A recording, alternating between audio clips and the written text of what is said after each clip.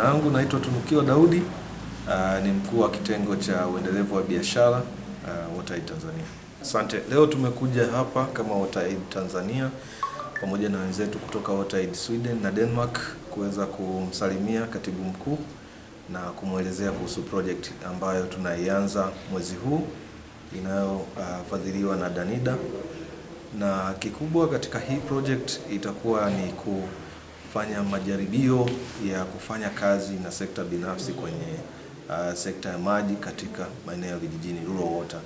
Kwa hiyo tunafanya kwa karibu sana na RUWASA, na hii pilot yetu iko wilaya ya Hanang katika kata inaitwa Basotu.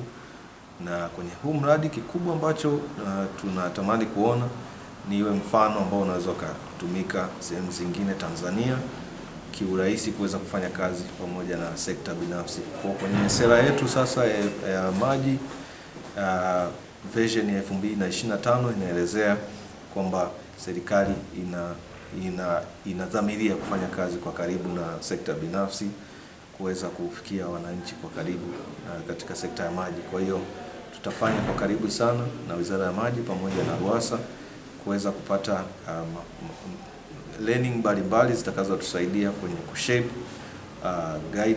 guidelines zetu na sera pia kwa ujumla, kuweza kuona namna gani sekta binafsi inaweza kuvutiwa zaidi kufanya kazi hasa kwenye maeneo ya vijijini kupelekea huduma ya maji kwa watu. Asante.